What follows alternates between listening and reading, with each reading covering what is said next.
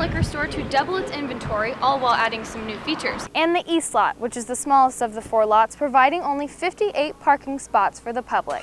What is now an empty parking lot was once the location of the Arkansas Music Pavilion. To search for the lowest gas prices in Fayetteville, you can download an app to your smartphone. If you have a general admission ticket to come see your favorite artist and you want a front row spot, come check out the AMP's VIP parking. The new apartment complex will hopefully be able to house the growing student population at the U of A. For UATV, I'm Avery Ely. For UATV, I'm Avery Ely. Reporting for UATV, I'm Avery Ely. Just compared to last week, gas prices around the country are on the rise. The national gasoline average is 27 cents higher than it was this time last year and 7 cents higher than it was this time last week. Those who pay for diesel fuel and premium fuel have also seen an increase in prices. Both nationally and locally, residents have experienced the effects of higher gas prices. It'd be better if they did go down. It's just the economy won't get no better until stuff starts getting a little bit cheaper. They always make fun of me because I have the scooter, and now I'm the one who's laughing. To search for the lowest gas prices in Fayetteville, you can download an app to your smartphone.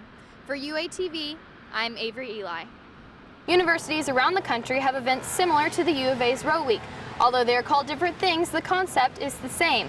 Fraternities invite popular rap and/or country artists to come perform for students who get a wristband. In the past years, the level of irresponsibility when it comes to partying and drinking has gotten out of control. Last year, during Row Week, UAPD responded to over 38 calls, mostly dealing with the overconsumption of alcohol.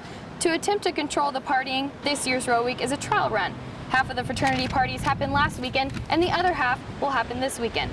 Last year, we had all the parties going on 1 or 2 specific days, but this year, the way that they're divided, we're able to utilize more of our officers for those parties than we might have been able to last year. By splitting up the parties into 2 weekends, it'll hopefully be easier to control the chaos. For UATV, I'm Avery Ely.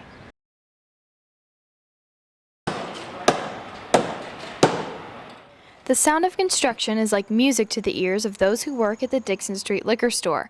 The store opened in 1964 and has long been a Fayetteville institution. Construction has now begun on a 2-story addition that has been planned for over 3 years.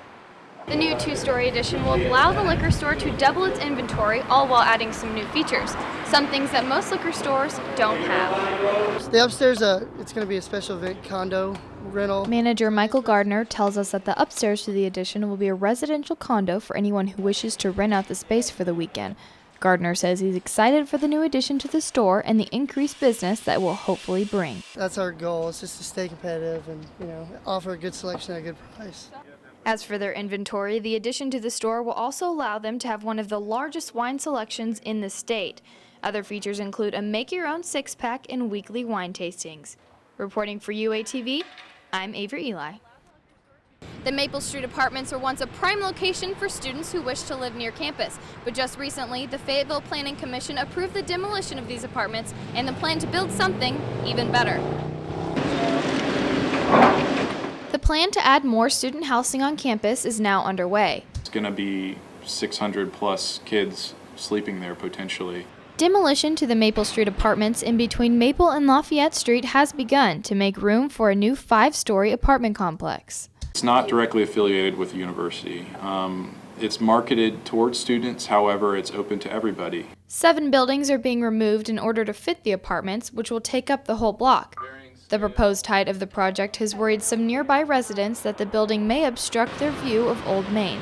It is above the height threshold of 56 feet. So we had to get a variance at the city and support this idea that it's not going to block the corridor, view corridor of Old Main. In addition to this 183-unit apartment project, 2 other complexes are planning to be built nearby. Scheduled completion is August of 2013.